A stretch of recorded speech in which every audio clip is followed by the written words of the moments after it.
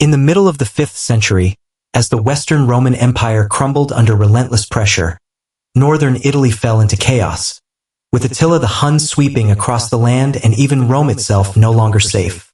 In that moment of fear and uncertainty, scattered refugees fled toward the marshy lagoons of the Adriatic coast, seeking refuge in a place where land was scarce but safety could be carved from water. These early settlers, forced to abandon farming, adapted quickly, learning to survive by fishing, harvesting salt, and building fragile communities atop wooden stilts. Over time, these isolated groups realized that survival depended on unity, and so they formed alliances to defend themselves against waves of invaders, from the Huns to the Goths and later the Lombards. Centuries passed, and as the political climate in Italy stabilized, the people of these lagoon settlements began shaping a shared identity.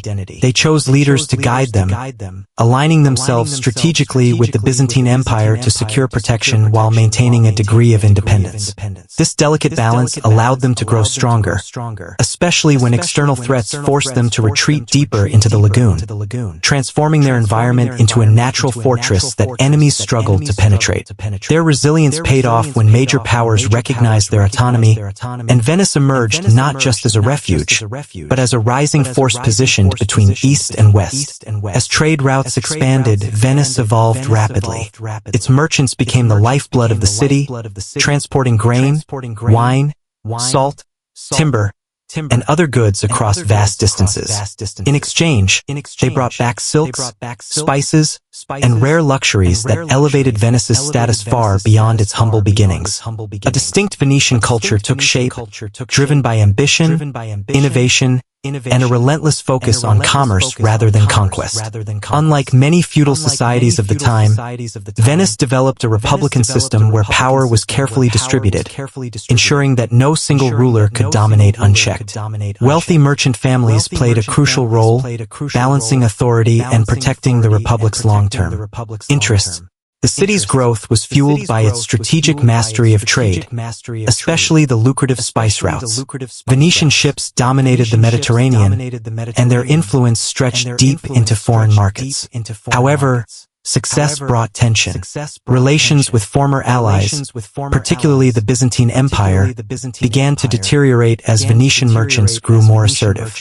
This rivalry eventually culminated in dramatic events that reshaped the balance of power, granting Venice access to new territories and immense wealth, but also planting the seeds of future conflict. By the late medieval period, Venice stood at the height of its power. Its population thrived, its economy flourished, and its navy became one of the most formidable in the world. The Venetian arsenal, a massive shipbuilding complex, operated with remarkable efficiency, producing vessels at a scale unmatched by any other state of the time. This industrial strength ensured that Venice could protect its trade networks while continuing to expand them. Beyond commerce, the city became a center of craftsmanship and culture, known for its glassmaking, silk production, and artistic influence that reached across Europe.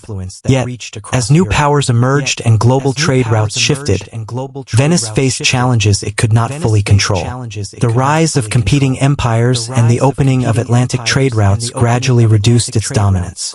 Still, the legacy of Venice endured. From a fragile refuge in a dangerous world, it had transformed into a symbol of resilience, innovation, and strategic brilliance, leaving an enduring mark on history as a city that mastered the art of survival through unity and commerce.